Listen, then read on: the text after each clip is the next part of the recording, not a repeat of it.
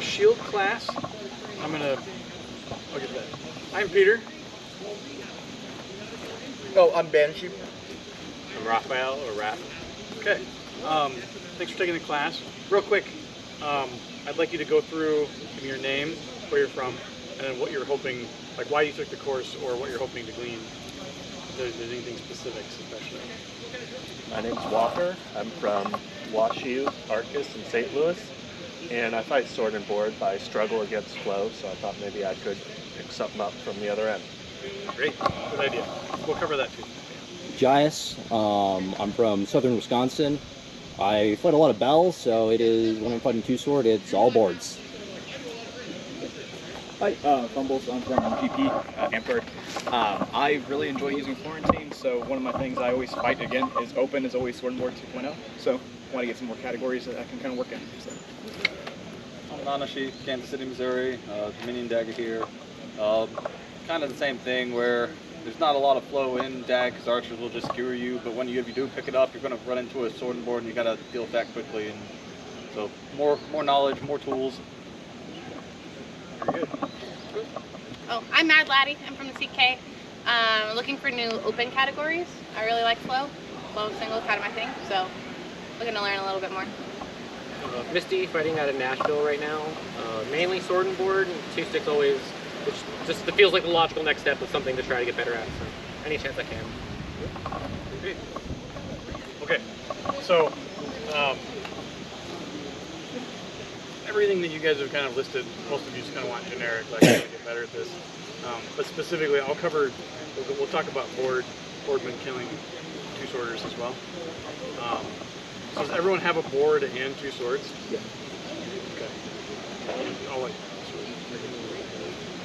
Yeah, I got it. Okay, great. Okay.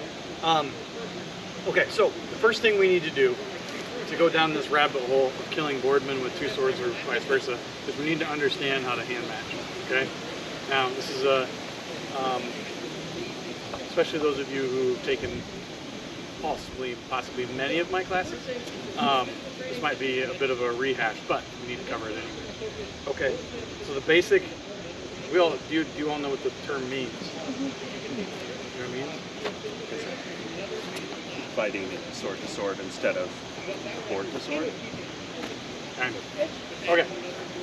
Hand matching is when you fight with the mirrored hand of somebody you're fighting against. So if I've got my left hand, he's fighting with his right hand, and vice versa.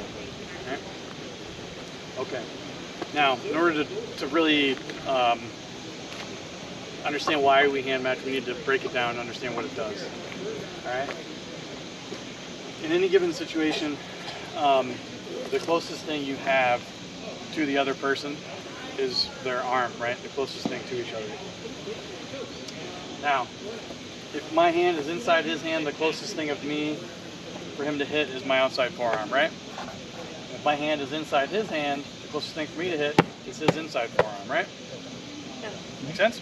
Yeah. Simple? If my hand's outside his, the closest thing for him is inside, the closest thing for me to hit is outside. Right. Right? Okay. Thanks for the heads up. If we were fighting cross-handed, the closest thing for me to hit is going to be, or for each other to hit, is inside forearm, right? Yeah. Okay. If my hand is outside his hand, the closest thing for each of us to hit is outside forearm, right? Yeah. Make sense? Yep. Okay. Now here's where lies the big difference. So within fighting there are three ranges. You can be out of range, you can be in range to fight each other's arm, where we can strike each other's arm but not hit each other's body, and then you're close enough to hit each other's body. Right? So if we're fighting cross-handed, and for me to be able to hit his inside arm, we're here. For me to hit outside arm, about the same, and maybe a touch closer to get to outside arm, Yeah. depending on where the hand position is. But to go from inside arm to hit body, it's not a huge distance. Maybe 2.5 inches, right? In order for me to hit outside arm, we're here, inside arm, here. In order for me to hit body, so here's about the same distance as before. Here's a little bit more. Now I can hit.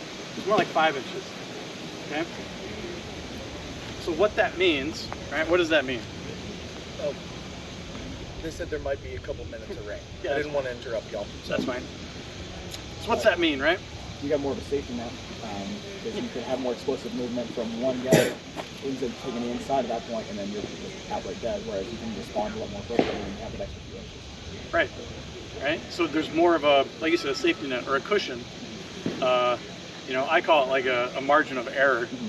And in fighting,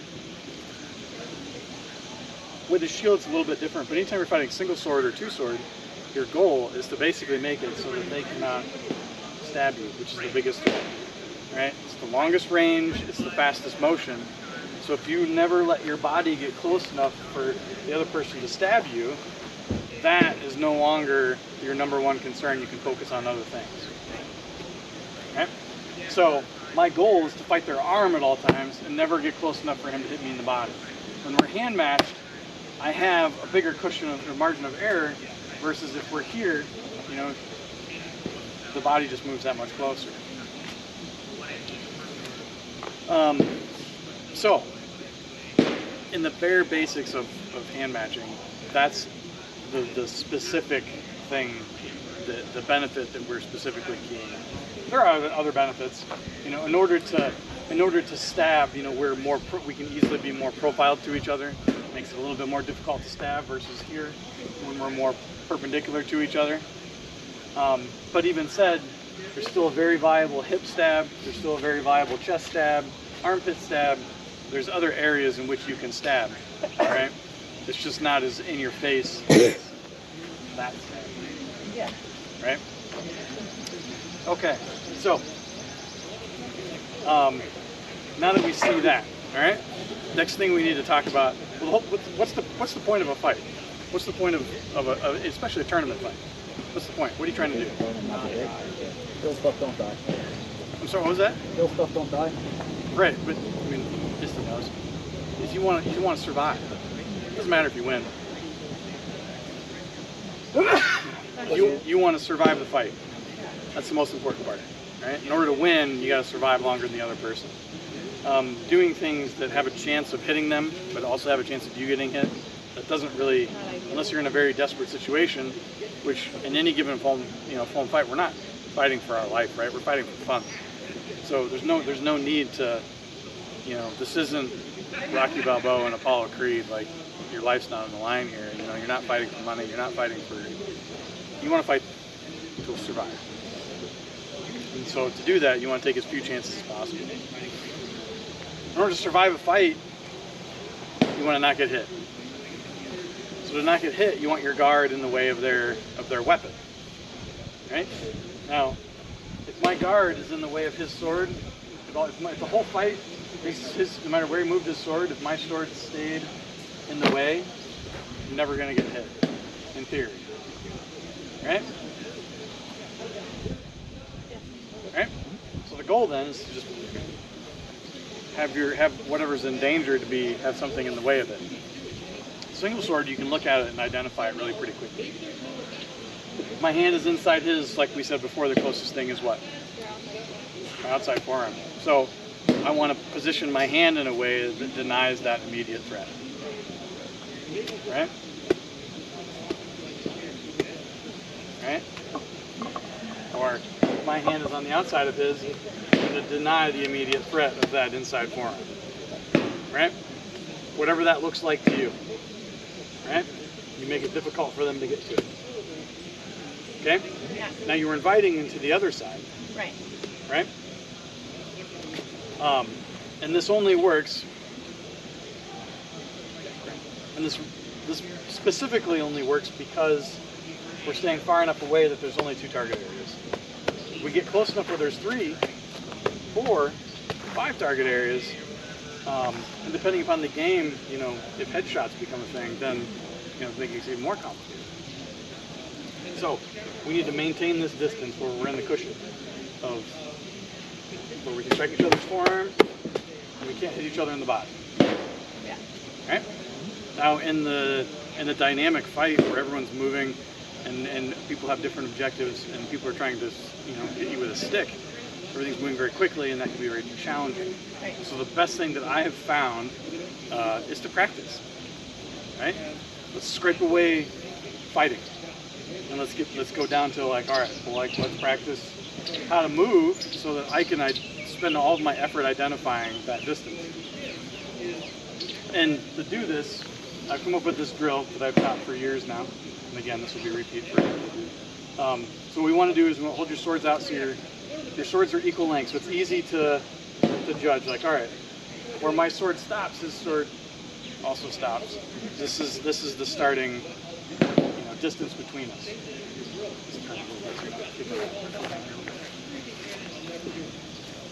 Okay, so we're starting where we need to start. Now what this drill is going to look like is Raph will take a step towards me and I will step away. And then I will take a step towards Raph and Raph will step away. And then we'll check our weapons. Alright? And you can do it every step if you want, or you can do it every other, every third. The more steps in between you checking, like the more the more errors you will have. Alright? So maybe to start we'll just do it like we'll do one step and a check. Now the goal is for me to step as he's stepping, because if I stand here and watch him step, so I'd step, and I'm like, okay.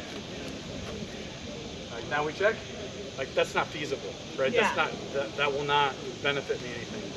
So the goal is when he steps, I want to step at the same time, or step with him, and judge that distance.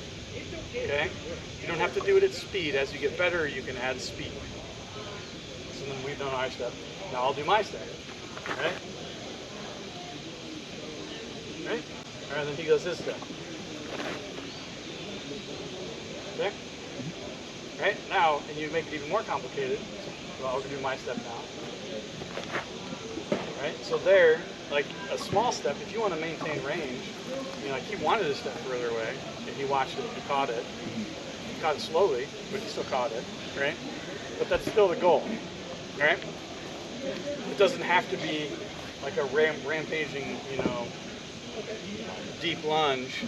You can do it that way because you need to learn that as well. So if he takes like a severe step towards me, like I need to learn how to step far enough away to make that work. Okay? All right, so pair up. Get your sword, and we're going to dance a little bit.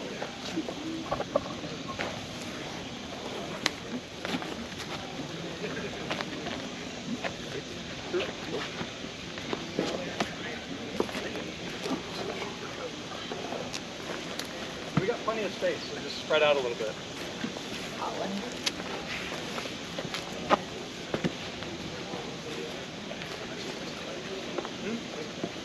Where is the land? Yeah, next level. The land, I think, right here. The land's right there. Yeah, over yellow.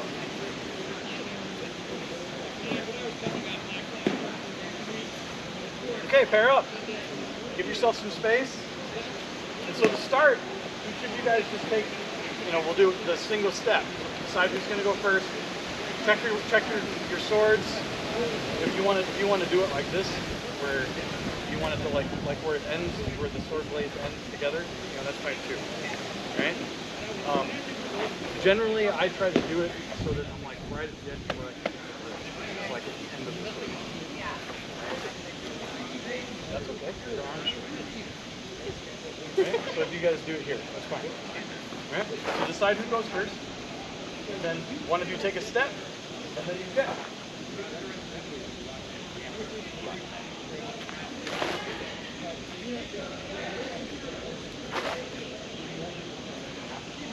Yeah, there it is. Try to hold your arm out in the same way. So you're checking the distance between your hips and your shoulders. The other first thing is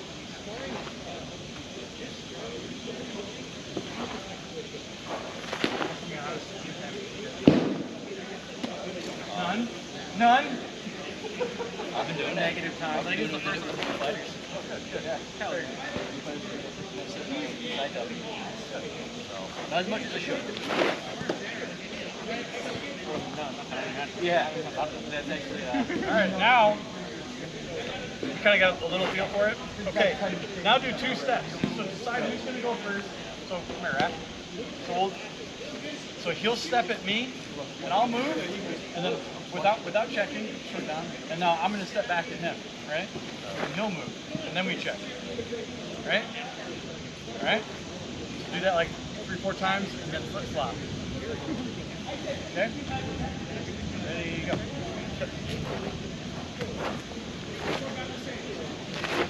Good. There, you went a little too far away. You gained like 3 inches. Too bad. That's good. All right, now do it again.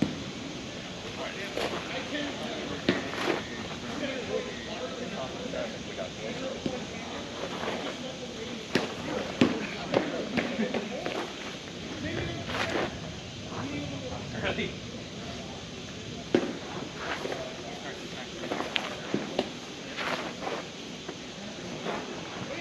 Okay, now switch. So who's going first? Yeah, I was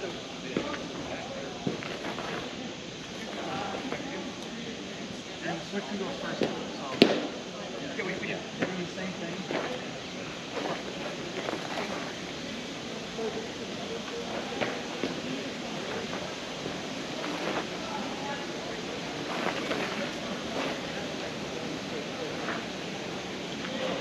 Okay? All right, now switch hands.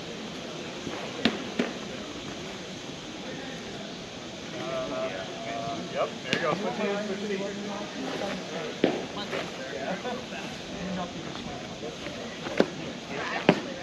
That's my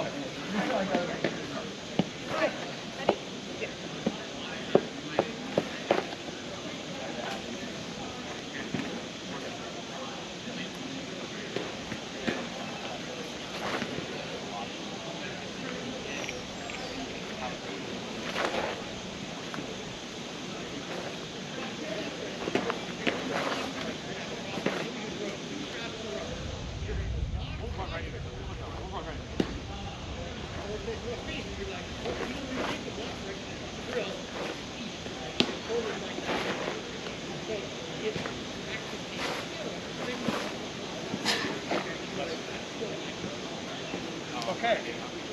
Now, I want you to do it as a 3-step. Right? So, one of you will go first. Step, step, step. Another step.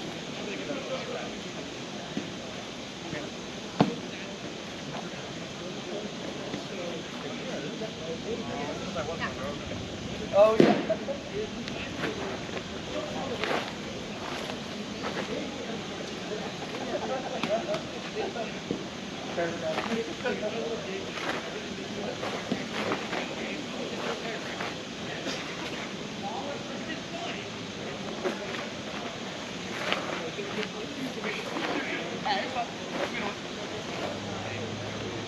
Okay, let's gather up. Gather up. Gather up. All right, what did you guys notice while doing that? Anyone notice anything? Right side is good as my left. There's a difference between your hands. All right, what else? Honestly, more than my hands, I noticed there's a difference between my feet. I'm a lot more comfortable moving with my left forward than my right. Sure. You probably spent more time with your left foot forward. Yeah. Yep. Exactly. Yeah. Right. So you see, there's benefit of doing it with both sides. Another thing that people tend to say, especially if I have you speed it up, where instead of it being like, you know, you step and I step, instead of it being like this, it's if it's a quick motion, so you can go ahead and go first. So, right, and then I come back. Right.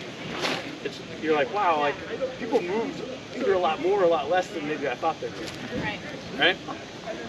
So as you get better at judging, but you gotta start slow. So as you get better, because when they step, you know, you're like, all right, well, great. You know, now's my turn. You know. So even there, like I gained an inch. Right? This step was great, but you're like, huh, that's an inch in a fight where that could really matter. And like, if I didn't do that, I would have never seen that. Not in a million years, right?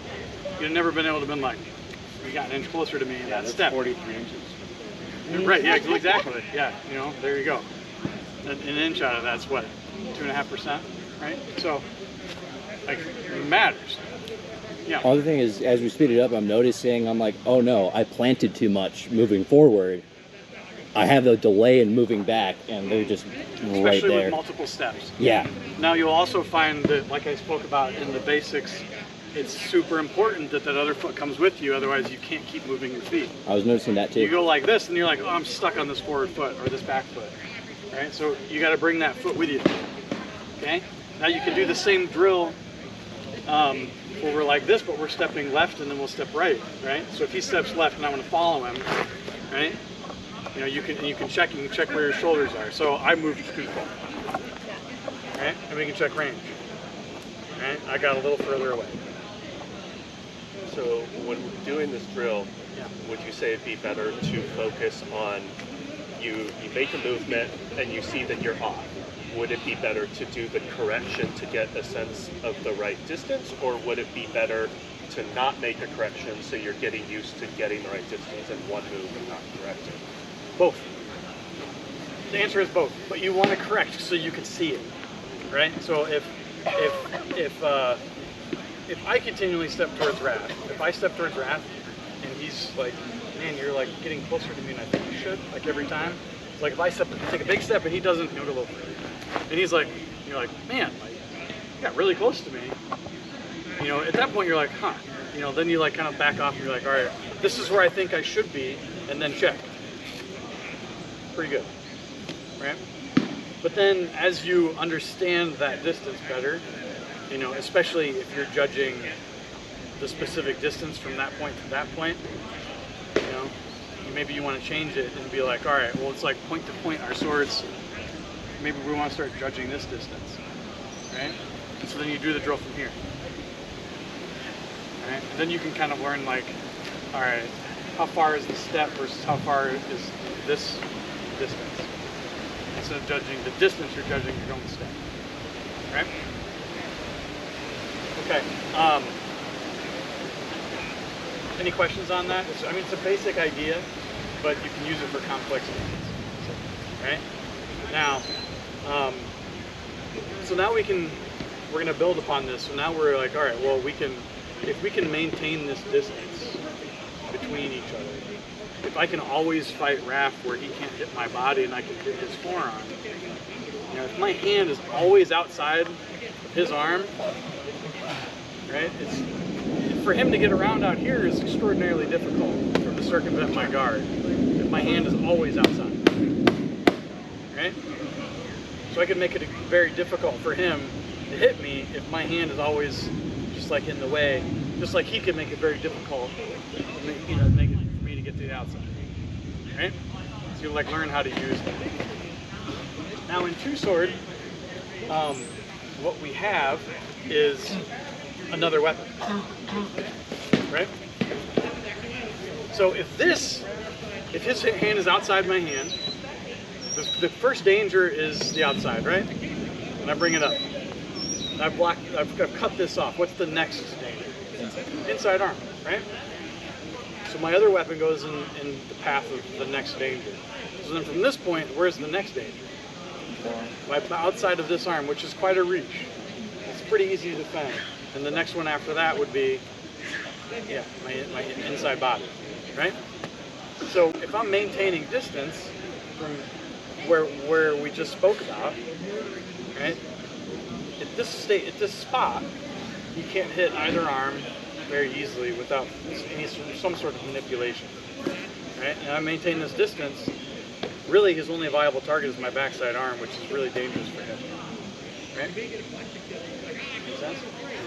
Okay. So what I want you guys to do, and the best way to learn this is to get hit. So what we'll do.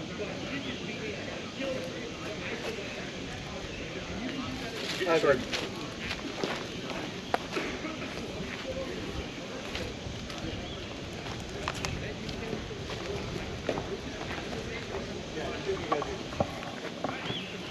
Okay, so what we're going to do, sadly I had some bad surgery, so I can't, but I'll let these guys do it. What we're going to do, you just need one sword. Just one sword? Perfect. One sword.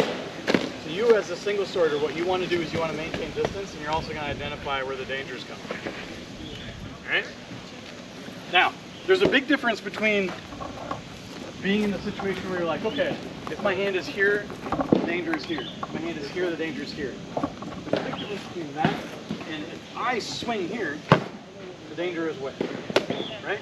If I swing here, the danger is where, right? Right? If I swing to the outside, the danger is inside. If I swing, which my hand is then on the outside. Right. If I swing to the inside, it's flipped, right? The danger's on the outside. Now, in a fight, if it's like, right, like there's a lot of motion, it's really easy for you to be like, where's the danger? Yeah. Right? The best way to learn is just to throw. Get hit. So, as the single sorter, what you're going to do is you're going to open the fight. You're going to strike the boardman, you're going to swing once back. Right? And you guys want to move as you do it. You want to step. So you're going to strike. The boardman's going to strike back. You want to kill this poor single sorter. And then you, the single sorter, you're going to identify whether you got hit or not. Once you get hit, sometimes if you want, you like check your distance.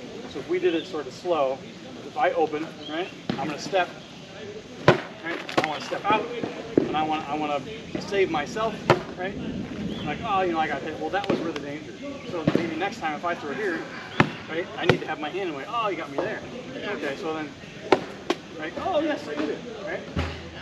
Right? Okay, go ahead.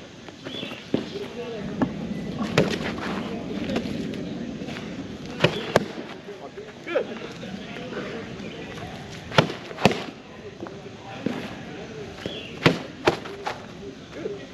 Do a few more. Good. Oh, you want to swing again? I understand. Yeah. Good. Okay. Now, what did you guys? Well, we'll get to that. I want you guys to pair up and do the same thing. All right. All right. One of you fight with.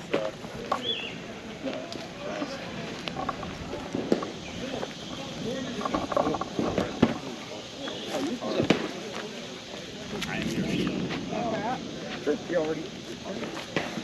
My guy left. Oh, fair enough. Okay, that'll work. Oh, Nanashi, I have a sword you can use. Oh, got it. Okay. One of these singles.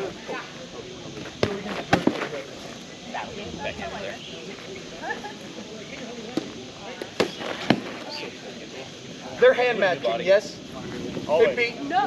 Always. He Okay. says always. Got it. Here, look. It's terrible. My God, it's the same. Like four like giant open. That's a block. That's one. Got it. Nope.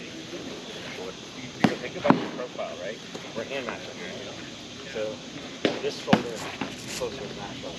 When you're coming in, think about it as if we're fighting a single sword, right? You're going to be squared up to me, or you're going to be bladed. Tucking your elbow, Yeah. keeping a straight side of the sword. Yeah, you kind of want to project that out. If you're too crossed up and It's a lot squared harder. up to me, you're giving me a much broader target. As soon as you blade a little bit there, not only does this hand now come closer, which means your body is farther away from the hip, right? It's like if I'm squared up and I want to hit your forearm, right? Yep, that's where I hit, right? If I uncross, if I unblade my blade, right? See how much farther my sword goes? You might notice my base didn't change position, right? Either still in the same spot, my base didn't change. All I did was push your that distance, right? It's something we want to use. It looks like you're trying Especially against the shield, right? I'm a big scary threat. You want to be able to sword me from as far away as possible. Do you need a second sword? So getting that extension of the bladed shoulders. Oh no, they're doing single sword. They're doing single.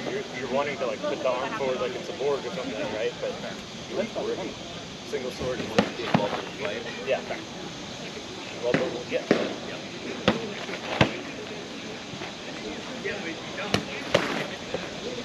Come back over here.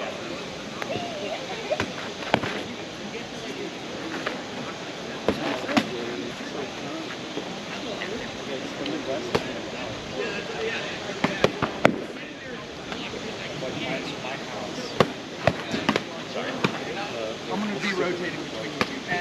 after a couple more, try to switch and do what? To void out like that. My parents made a lot of them. And they can have it. That's the range, right?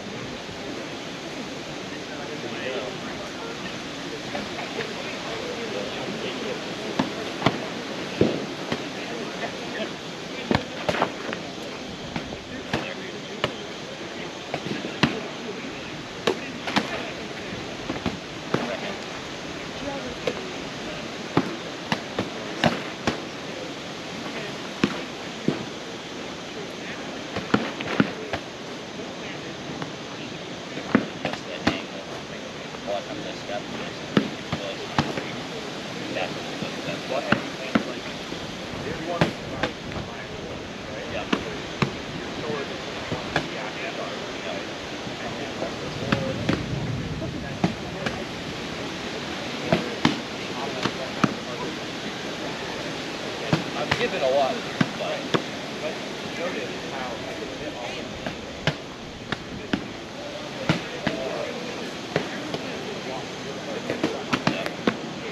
them. Bless you. Yeah, they did. And they just started.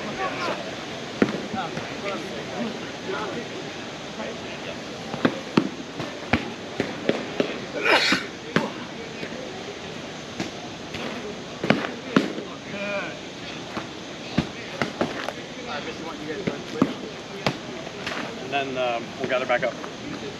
A lot of content to cover.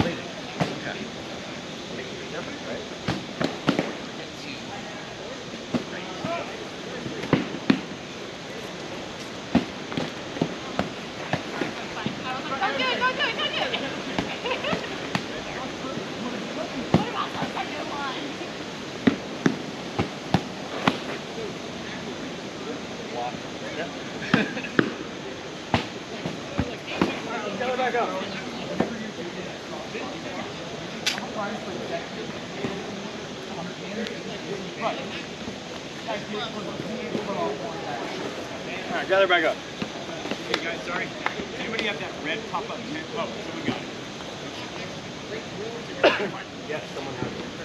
They're attempting to take it. All right, gather up. That was better. That was better. All right, so what did you guys notice doing that?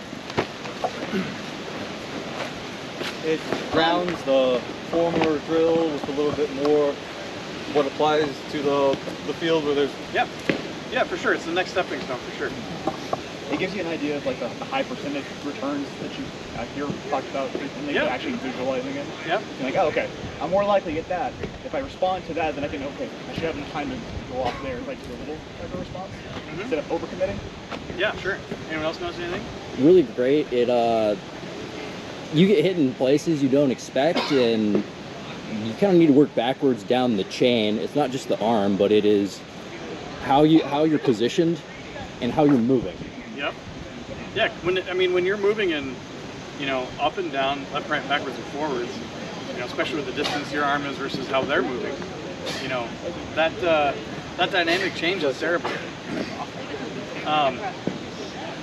But that it changes drastically as to what's happening, especially when it comes to controlling a distance in a fight to keep your body safe.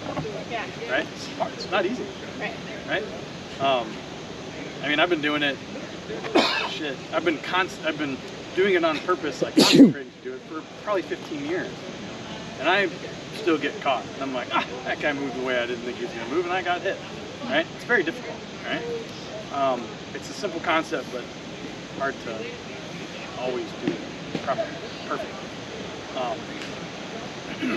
Okay, so did you all, when you were the single sorter, did you all recognize, like, my goodness, like, I kind of got hit in the same way over and over again? especially if I have the same opener. Yeah. Started noticing areas that were way more dangerous and right through. Oh, yeah. Oh, got to go in for that deep Right. block. Otherwise, you're going Right. to get checked. So then the next step then is you introduce that other weapon into this. Right. Right? So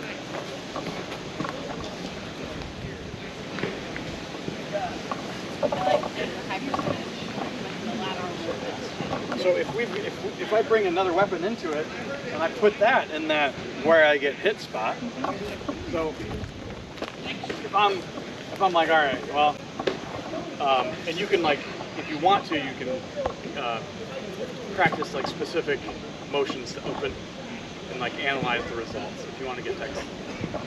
But you know, if my hand's outside, right, the danger area is inside, so I move this hand inside, right? Yeah. I'm like, all right. Like, oh, you know, you got over there. There's that step. All right, now I got to pay attention to that step. Right? Like, now that was more sustainable to survive. In turn. Oh, yeah, it would smoke him into next week for doing that. Right? But again, I'm worried about surviving. Yeah. Right? It didn't even like occur to me to point that out. But you're right. Right? Like, I poked him in the arm and I struck him. Right? You know, it's like, it's all there. Yeah. Right? So, what we want to focus on then is we're like, all right, well, like that's where my hand needs to be. Right. Right? Or reversely, if I throw inside, I can block this here. Yes, like if that's where that needs to be, I can do that, sure. Or, you know, like I can be ready for him here.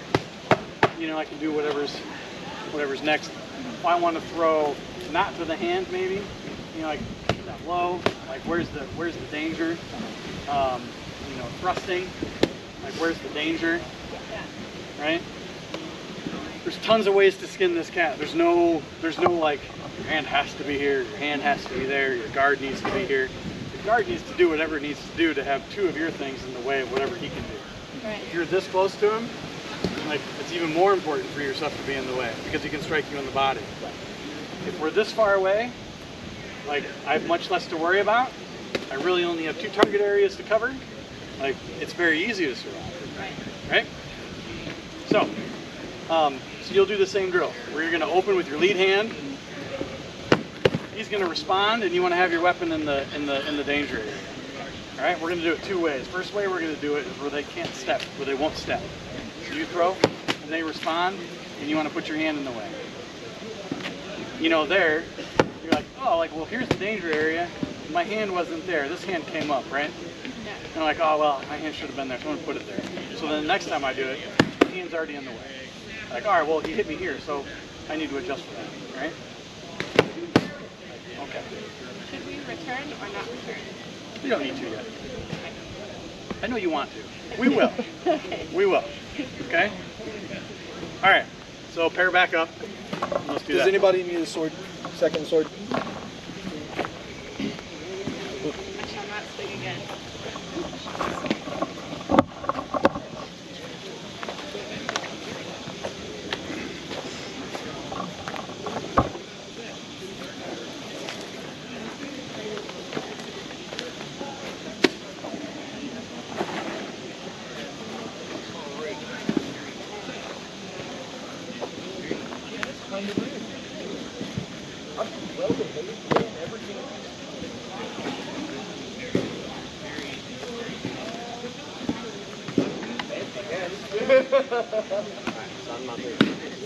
Yeah, so start off the boardman, don't move. Just keep your front foot planted Sorry. and let the I was doing it too.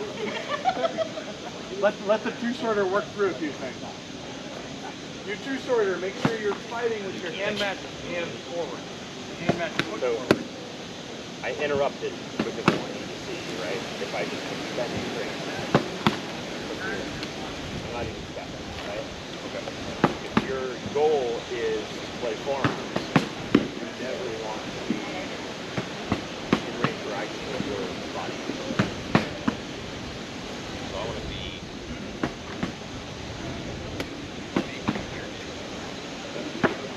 just enough where I can tag your equipment. Yeah. Well, because you're like this is Grab building up touch your towards. feet. I know you don't want to touch your feet. Let them see it a So, like, your goal is forearms, right? I want that. You want me to swing for that?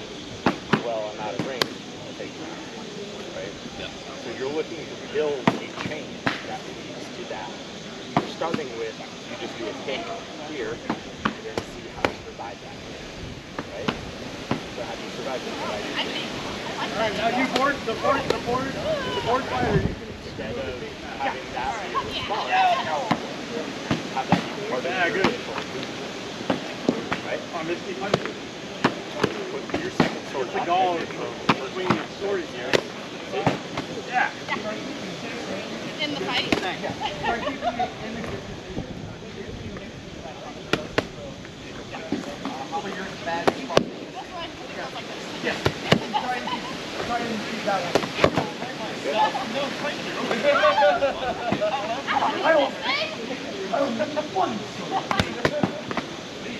Okay, now switch. Who's ever got the board? Switch who's fighting the board.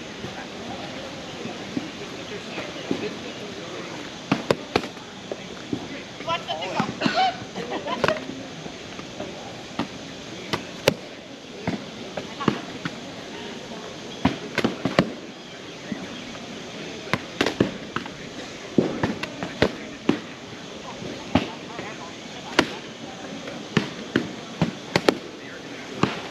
You want that one coming over as part of that thing, right?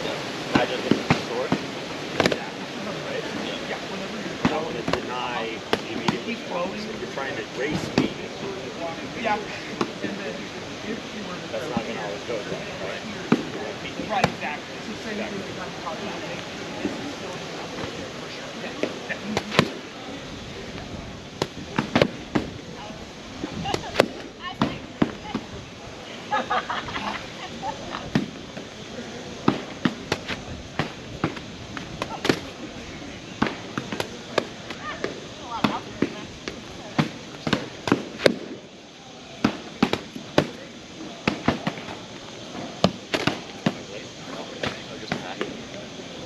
Board fighter can move.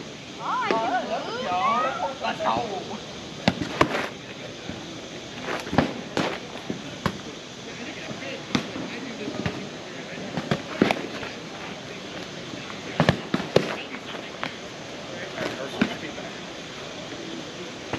Oh yeah, this is hell up this fight.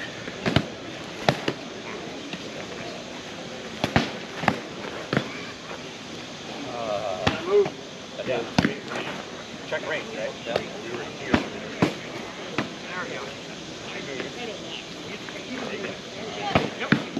Okay, bring it in. Bring it in. All right, now it's starting to feel a little bit like a fight, right? Yeah. Okay. Bring it in. What are people noticing? What are you seeing? Kind of like the last one, it's the next stepping stone. We almost want to return because it's almost to the ditch point where. Oh yeah, you want to return. Yeah, and that's not an instant. We want to fight too hard. What else do you notice?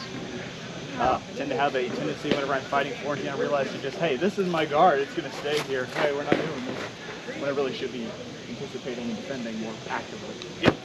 Yep. What else? What else you notice? As the complexity builds, pieces start falling apart. Yeah, it's really easy to lose track. Like you just had where you're like, oh man, like he was like. Oh yeah, this the close feet to are me. a thing. Yeah, I still gotta move my feet. Yeah. You know, like it's all connected, right? What else? How many of you noticed that you were getting hit? Like you're like, I shouldn't have gotten hit. Yeah. Like, how could you possibly hit? You know, like damn it, right? Damn it. We all see it, right? Why was the inside of this forearm in that spot? Why wasn't this here? Right. Right. Another. Asleep. When you're doing this, you'll notice a lot of tendencies where you'll do things like this, where you'll be like, you move your hand out of the way. You know, you'll be like, you'll have your hands like, what are you doing? Yeah. Right? Or you'll be like, It's asleep. right? Like things like this, right? Especially when you get into the beyond the opener strikes, where you'll be, you know, like there's the return, and you end up, you're like, man, both my hands are way out here. Like, what are you doing over here still? Right. Like, you should have been here. You know, like when that happened, like that return happened. You know, if I do this, like this hand should still be in the way, right? Yeah. Right? Okay, so how many of you noticed that when one hand is striking, the other hand could just be there? It could just be like an umbrella. So at any given point, like when I'm fighting, I'm going to have one hand kind of in the way of, of their weapon, right? Okay? Now, what this does, this philosophy right here, so this was a big stepping stone for me. When I have a weapon in the way of his weapon, I have free action with the other hand. It doesn't need to be involved at all. It can be doing whatever it needs to do. And in this case of our game, if my hand is in the way of his weapon, it's free to strike at them any way I want. Right? Whatever that looks like. The minute this hand is no longer in the way of that weapon, like I don't have free action anymore. This hand needs to be right? Involved. Right? Okay, so let's do it again, but this time you're going to return. So this is going to be like a short fights, essentially. So it's going to look something like, you know, we can go to half speed. It's really not supposed to. I'm trying not to move like my core or anything like that. But yeah, go ahead. You can do it. Great. Even better. May not be great at it, but we'll try our best. All right, so for practice purposes, let the two-sworder open, because we're still identifying danger. Oh, and then we return? Yeah. I mean, I got hit. Yeah, you got hit. In that case, stop and be like, yep. Go again. Oh, yeah. Ah! All right, good. And even then, this you know, swung. This was a great block. Through here, his hand was up here and it stayed here the rest of the fight, instead of coming back into the fight. Yeah. All right, do it again.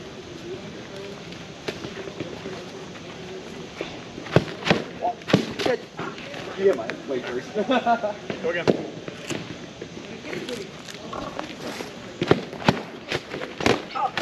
Oh, yeah, super dead. Another one. Good. Okay. But that's essentially what we're doing, right? Yep. Now, Minus that last. yeah, what did you No, guys the last notice? one was great. What did you guys notice about Banshee in that? Anyone notice anything? Other shit kind of stays out.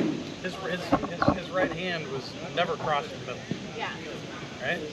The Now, left hand was not always Yeah, crossing. that's a method to fight two-sword. I don't agree with it. But some people have success. Some people have the best success. Best two swords in the game don't cross their hands. It's not me. I don't know if I'm the best or not.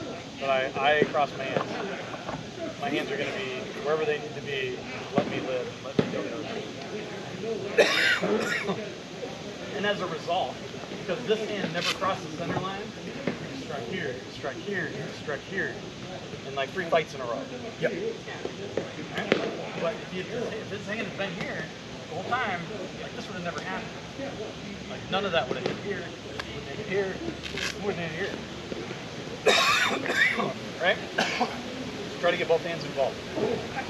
Yeah. Is it, like, theory-wise, is it better, like, flow v flow to not cross center line versus, like, flow v board? Like, we want flow sticks, like, in a fight, you're, like, hitting attack run, right? For one stick. But, like, when you're two stick, is it better to have two, like, blocking components not cross center line? I cross all. Okay. Yeah. I can see why you would want that. But to me, it's all about danger and where the danger is. You know, as like, right, if I open here, the danger is immediate danger is blocked, right? The next danger is outside arm, or here, right? And the next one would be inside arm, which is up here. Right? So, like, I'll bring this hand all the way in, right?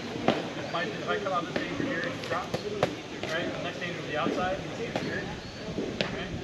This hand is blocking both inside and outside, because the deep sword was my inside, my arm like this hand here.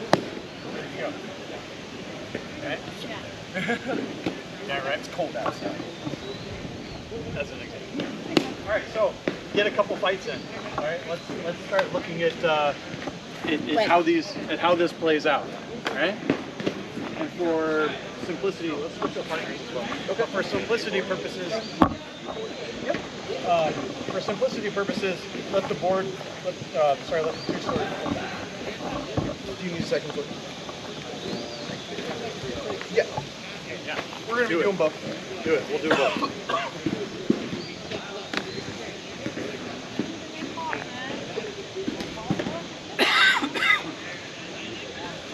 Yeah, you go, Raph, you go with the guys.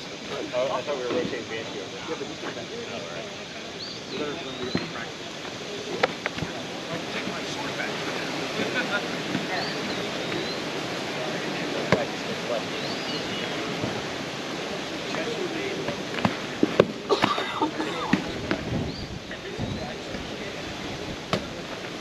We'll do it like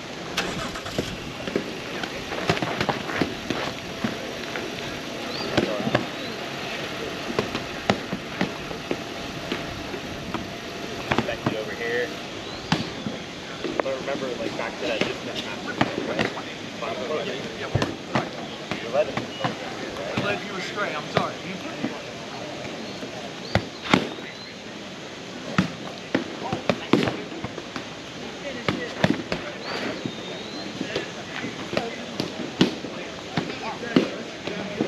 We got back. I just, sorry. What's up? I don't need anybody to get broken. Yeah. Oh, sorry, you didn't.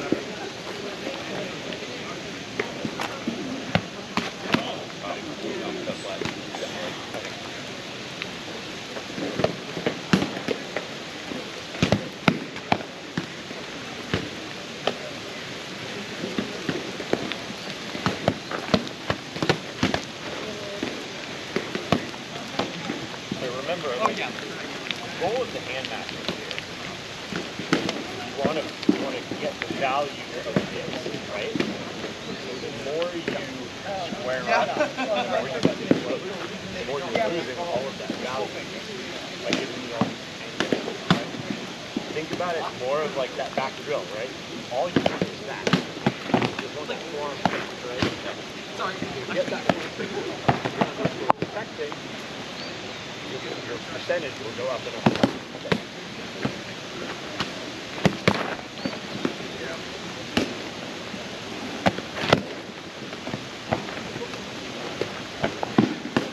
Yeah.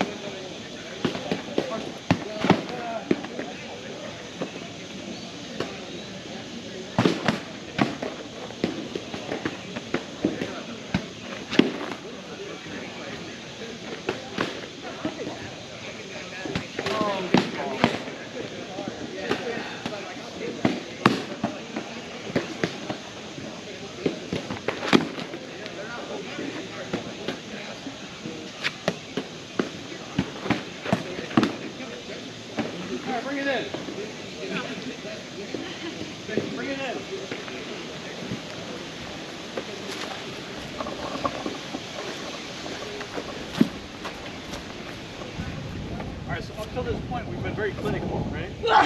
Bless you. And the minute we stop being clinical, what happens? Hey, it gets sloppy. It becomes unclinical. We make a lot of mistakes. Right? Well, we going at the arms now, we're going the body, we're going to overstepping. Yeah, yeah. Distance became a lot less important, right? Winning all of a sudden became very important, right? You're trying like, well, I want to hit this. I want to hit this person, right? Right? Yep. So, as you're fighting and as you're developing yourself, because we're all on our own journey, it's important to go back to these building blocks so that you can then identify, like, all right, well, if I go and I fight, if Raph and I are fighting, and I'm like, you know, Raph is really just slaughtering me. Like, he's stepping in me really hard. I'm having a very hard time not getting stabbed. Well, I can identify that very quickly. Like, well, I need to control distance better. Right? Yeah. I'll focus on that for a while, and then I'll come back to it. Right? Or for instance, you know, once I throw an opener, like Raph is just slaughtering me. Well, what's my other hand doing? Right? You can kind of like use these building blocks as a toolkit to figure out where you can shore yourself up, like within your two-sword work. Tendencies that you will notice as you fight more and more two-sword is that the shield is going to dictate a lot of what happens. If you're fighting somebody that always puts this foot back, their sword foot back, it's a different fight than somebody who puts their shield foot back. Yeah. It moves their shield shoulder further away. It moves their sword side hip closer. So this becomes a lot more violent. Right. Whereas if they're flipped, that's very hard, whereas that's a lot easier. Yeah. Right? How many people have a really strong left-hand shoulder side wrap? Mine's pretty decent. Yeah? That's good. Most two-sworders don't. Most From a two-sworders, banjo. your left hand is just along for the ride. Not allowed It's to the hip malware wrap that. machine. Yeah, it's a shield side hip wrap machine, right? Or like if you're fighting, switch. If you're fighting, go to scrap out. If you're fighting somebody that's, you know, fighting a lefty that's, you know, that can be challenging because people whose left hand is not the dominant hand, and you're fighting somebody who's lefty, to get to that shield side is very difficult. Whereas if your right hand is your dominant hand and you're fighting a right-hander, this is money all day long in the bank, right? Yeah. It's easy to do, practiced, yeah. Where in your left hand becomes a hip wrap machine, where you're like this, over and over again, right? With your left hand. So you got to develop your left hand so that your left hand can be an active member of this fight and do what it needs to be doing, right? Where their shield is and where their shoulders are, and where their hips are, will change this fight an awful lot. And you'll find that as a fight develops, and you fight somebody more and more, their guard is going to move to where the danger is. So because of how we've kind of built this, we're targeting their danger, right? Which is their sword side hand. I couldn't care less with this shield system as long as I could get around it. Yeah. It can't hurt me. You know, if you're fighting a full contact game, yeah, they can punch you with it. But if he's close enough to punch me with it, I've got many more problems. Right. So because I'm targeting that sword side so heavily, right? Like where this shield goes is going to follow the danger. All right. So if through fighting you're going to notice that we found on this side so much, right? That the shield's going to slowly drift over until you bring it back. It's going to be like a typewriter. You're gonna be over here like, and the shield's gonna come over, and then eventually you're gonna hit the enter button, and the shield's gonna come screaming back. Yeah. Right? And you'll notice these tendencies. You'll also notice things. It becomes extraordinarily dangerous to throw with both hands at the same time. If I throw with both hands, both my hands are out of the way. Right. His sword, especially if I go outside, right? Especially if I go outside and I go outside. this weapon is, I don't have anything in the way. If I go outside with weapon in the way, I'm safe. Right? I've got free action with this hand. Right? If I throw with this hand and I don't have this hand active in the way, I'm in danger. If I have this hand active in the way, it's relatively safe. Yeah? Yeah. Return-wise, you would return left hand and then bring the right over. Would that be the... What do you mean? Like in that instance, right, you have a very clear flat wrap to the forearm. Would you put... Which, I mean, what are you saying? If I throw here, you mean? You threw on the inside. Oh, this? Yeah.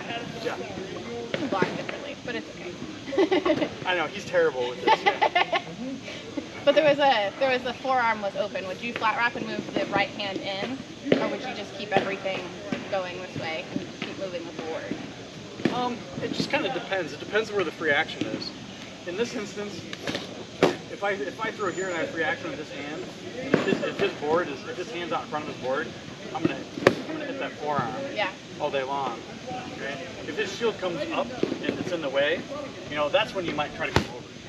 But even then, that's not very appealing. So then I might just like poke at him, might just like try to solicit some other response. Right? Yeah. Okay. Does that make sense? Yeah. Some really good openers that I want you guys to try. You can go to either the outside or the inside, and be threatening, but don't try to hit. Okay? So if I'm being threatening, like that's threatening, but I'm not actually trying to hit. Right? It's not easy to do. Right. But this is threatening.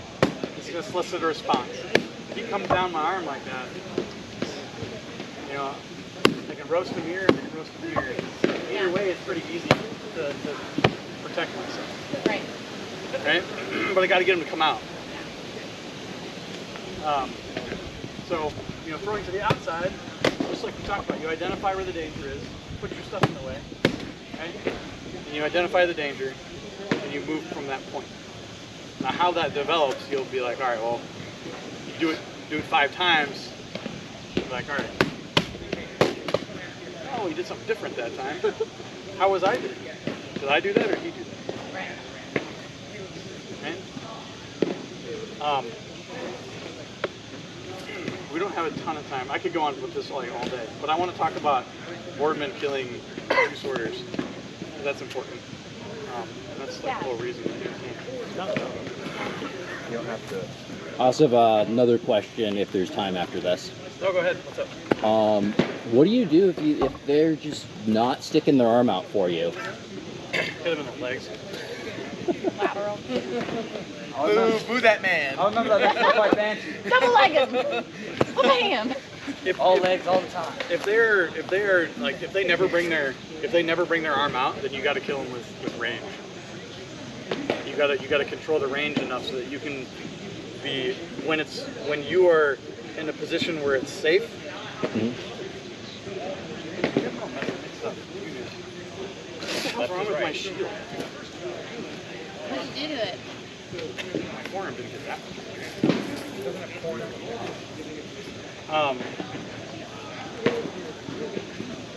If they don't ever come out from behind their shield, then when I have free action, I need to be close enough to strike the body. Okay. Or I need to lure them out. Right? But then when I don't have free action, you need to move away so that you're safe. As a boardman, your biggest goal is exactly what he just said. Your shield should never, your sword should never be out in front of your shield. Ever. And that is the biggest thing that will kill you, whether you're fighting another boardman or fighting a 2-sword or even a pole. This hand needs to stay behind the shield, right? Like no matter what. So as a result, what I like to do is I like to project my shield forward. And with a punch, it's pretty easy to do. I also do it with a strap. But I project the end of my shield forward, and I can see what's happening. And my sword's gonna follow my shield.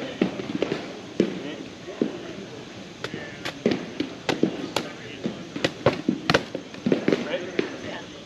like I said,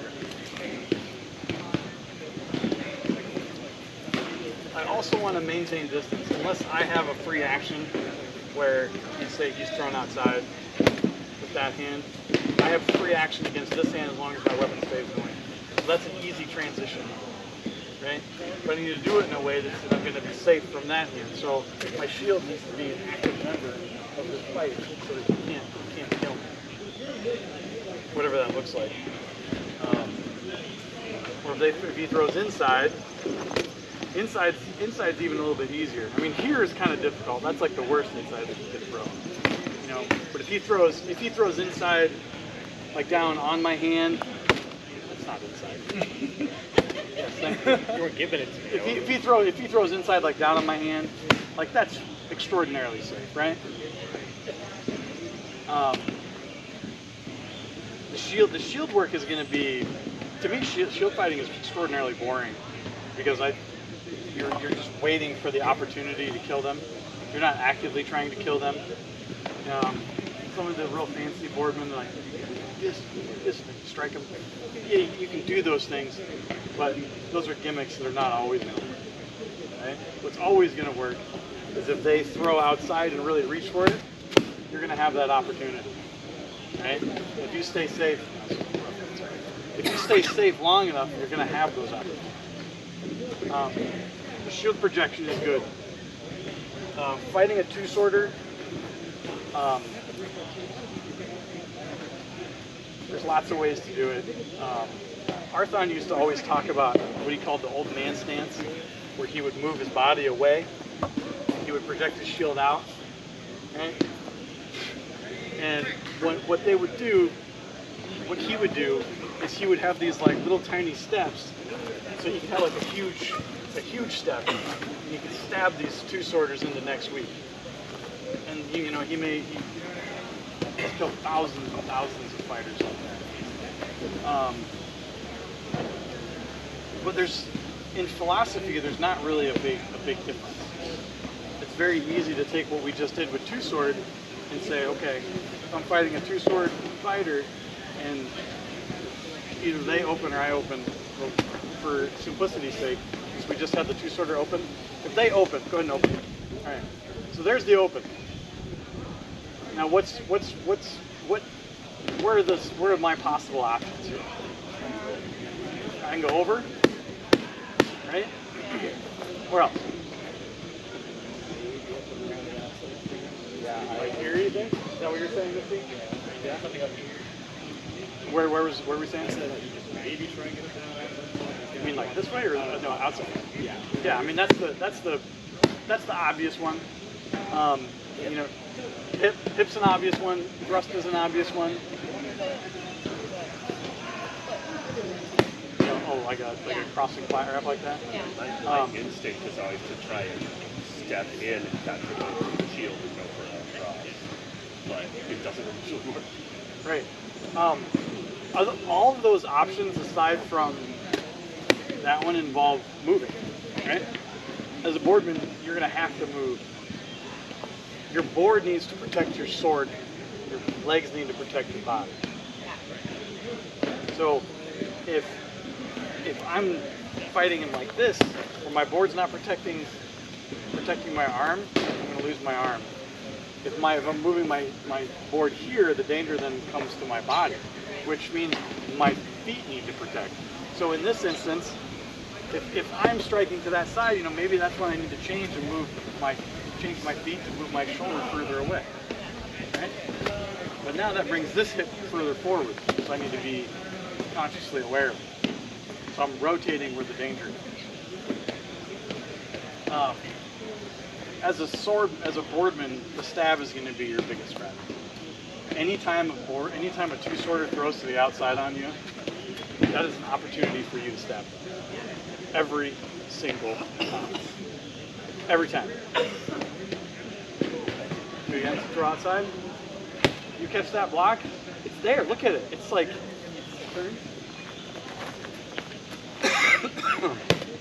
Look at that. Oh. Every day, all day. All right? That should be your like instant reaction. At the rest of the event, if you're fighting with a board against two swordmen and they throw outside and you don't stab them, I want you to shame yourself and be like, that was a missed opportunity. Because it is.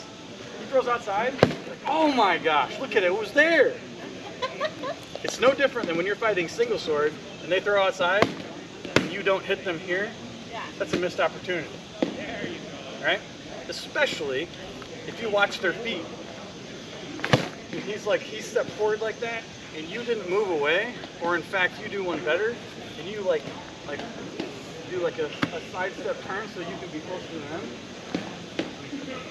Just stab them in the next week every single time. Right? If How they do throw, how do you not get stabbed when they do that, Peter? I feel like I'm in danger. how do you not get stabbed? You need Feet? this other hand. This other hand has to be there actively stopping you. And your feet. Okay. If he throws outside on me, he's fighting the way he probably should. He should keep running. They shouldn't do that. You should keep going away from me. Right? Like, it's coming. It's coming. Right? I mean, he had free action when he had my sword pin. Right? But that's hard. That's hard to keep. That's hard to keep. Right?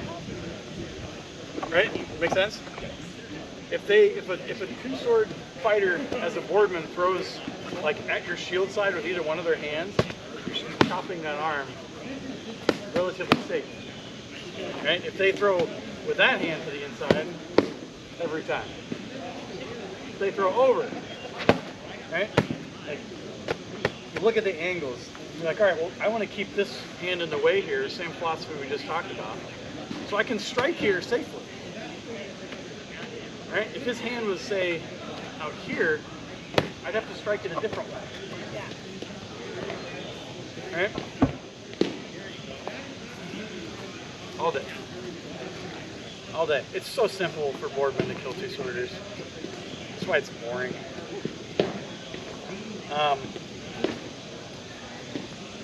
you want to talk about killing two-sworders with a board? Yeah, for me, I feel like when I'm at this range as a shield, you know, I'm at kind of that max range. Like you said, unless I come out from behind the turtle shell, I'm not really threatened, right? And so I can be super comfortable, take my time, assess how they move, make some feints, you know, see how they twitch. And then when I get to a mid-range, it's usually too late for them, right? Because as a two-sword, you know you've got so much less passive defense that you're going to start panicking and thinking, oh, now all these attack angles are opening up. You're going to have to start being much more dynamic. And I'm just going to move you until I see a hole that I like, and then I'm just going to go fishing in that fishing hole. For the, like, if you step into it and we get super close, it becomes a lot harder. Like you saw when we got close, we're like hugging and doing all this weird stuff. But if I can keep a flow fighter at a mid-range where I've got way more options than they do because I've got this huge passive defense, I'm usually going to just enjoy that advantage forever. What I try to do the most is I try and keep distance against the two-sword fighter and turn it into a single sword versus a board fight. Okay. Go. So, if you know your opponent's going to throw with this hand, I can keep safe distance, and like Pete said, just take that easy shot, and then it's a single sword versus a board fight. If you take one of their, I mean, Identify a hand. yeah, Especially if it, generally, it's like he said, if you know a shot's coming, we don't necessarily know a shot's coming, but when a shot comes, that's the hand that's closest to you. That's the hand that's easiest to strike. Right? So fight that hand until the other hand gets closer to you, and then fight that. Right? It's almost always easier to fight the hand-matched hand because this shoulder is generally further away. Right? So this hand's always closer. Right? So I can fight that hand. That way, if I maintain this distance, I can really just use my shield to protect my hand, and I don't have to worry about my body. Right? See it? you're way better at articulating that than me. Thank you. That's exactly right. Good job. We're running out of time. Any questions? We're running out of time. It's this subject is such like a an eternal debate within the game that you could go on forever and ever. Yes. How would the dynamic change stepping out of Vanguard where the sword and board might just have a longer ranging weapon? Where they have the spear of advantage, or maybe they have a 47-inch versus a pistol. The threat of stabbing once you're inside that range is much less. That's when you're going to close distance and be like a drop. Especially if you're an amp guard, you're not going to just shove them over. In a full contact game, that's usually when we just clobber them. It turns into a rugby match. But in amp guard, yeah, you close that distance where it's very difficult for them to strike you. It's very difficult for them to stab you. And then it's very easy to gain free action. The longer your opponent's weapon is, the easier it is to control when you're inside. Yeah, pretty much. Any other questions? That's my